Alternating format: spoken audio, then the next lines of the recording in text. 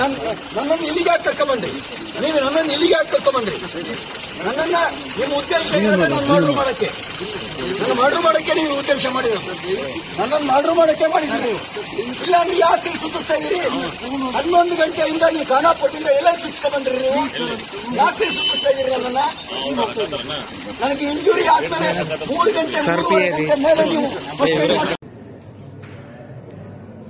ಸುಮಾರು 8 ಗಂಟೆಗೆ ನಮ್ಮನ್ನ ಖಾನಾಪುರ ಪೊಲೀಸ್ ಠಾಣೆಗೆ ಕರ್ಕೊಂಡು ಬಂದಿದ್ದಾರೆ. ನನ್ನ ಮೇಲೆ ಯಾವ ಮೊಕದ್ದಮೆ ದಾಖಲಾಗಿದೆ ಅಂತ ನನಗೆ ಹೇಳಿಲ್ಲ. ನಾನು ಕೊಟ್ಟ ದೂರನ್ನ ಗಂಟೆಗಟ್ಟಲೆಯಿಂದ ಸ್ವೀಕಾರ ಮಾಡ್ದಲೇನೆ ನಾನು 0 FIR ಹಾಕಿ ಅಂತ ಹೇಳ್ತಾ ಇದ್ದೀನಿ. ನಾನು ಕೊಟ್ಟ ದೂರನ್ನೂ ದಾಖಲಿಸ್ತಾ ಇಲ್ಲ.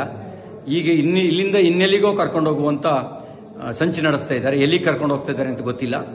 ನನ್ನ ಜೀವಕ್ಕೆ ಅಪಾಯ ಇದೆ.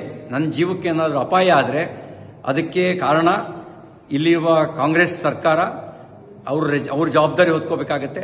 ನನ್ನ ವಿರುದ್ಧ ಸುಳ್ಳು ಸುದ್ದಿ ಹಬ್ಬಿಸಿ ಸುಳ್ಳು ಕಂಪ್ಲೇಂಟ್ ಕೊಟ್ಟು ನನ್ನನ್ನು ಕೊಲೆ ಮಾಡ್ತಕ್ಕಂಥ ಸಂಚು ನಡೆಸಿದ್ದಾರೆ. ಇದಕ್ಕೆ ಸಂಬಂಧಪಟ್ಟಂತೆ ನಾನು ಸಭಾಪತಿಗಳಿಗೂ ಈಗಾಗಲೇ ದೂರು ಕೊಟ್ಟಿದ್ದೀನಿ. ಹತ್ತತ್ರ 3:45 ಗಂಟೆ ಆಯಿತು ನಾನು ಪೊಲೀಸ್ ಠಾಣೆಗೆ ಬಂದು. ಏನು ದೂರಿದೆ ಅಂತಲೂ ಹೇಳಿಲ್ಲ, ನಮಗೆ ಏನು ಬೇಕು ಅಂತಲೂ ಕೇಳಿಲ್ಲ. ಹೀನಾಯವಾಗಿ ನಡೆಸ್ಕೊಳ್ಳೋ ಕೆಲಸ ಮಾಡ್ತಾ ಇದ್ದಾರೆ. ಮತ್ತು ಇಲ್ಲಿಂದ ಎಲ್ಲಿಗೆ ಕರ್ಕೊಂಡು ಹೋಗ್ತಾರೆ ಅನ್ನೋದು ಕೂಡ ನನಗೆ ಸ್ಪಷ್ಟತೆ ಇಲ್ಲ.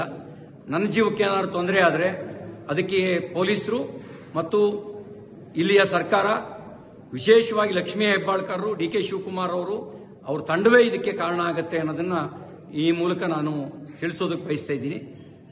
ಎಲ್ಲವೂ ನಿಗೂಢವಾಗಿದೆ. ಯಾವುದೋ ಕ್ರಿಮಿನಲ್ಗಳನ್ನು ನಡೆಸ್ಕೊಳ್ಳೋ ರೀತಿಯಲ್ಲಿ ನಡೆಸ್ಕೊಳ್ತಾ ಇದ್ದಾರೆ.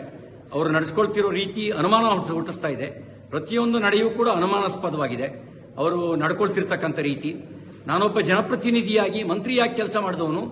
ನಾನು ಕೊಟ್ಟ ದೂರಿಗೆ 0 FIR ರಿಜಿಸ್ಟರ್ ಮಾಡಿ ಅಂತ ಹೇಳಿದ್ರೆ ಮೀನಾಮೇಷ ಎಣಿಸ್ತಾ ಇದ್ದಾರೆ. ಇದೆಲ್ಲವೂ ಅವರು ತುರ್ತು ಪರಿಸ್ಥಿತಿಯ ಕಾಲಘಟ್ಟದಲ್ಲಿ ನಡ್ಕೊಳ್ಳೋ ರೀತಿಯಲ್ಲಿ ನಡ್ಕೊಳ್ತಾ ಇದ್ದಾರೆ. ಜೈ ಹಿಂದ್.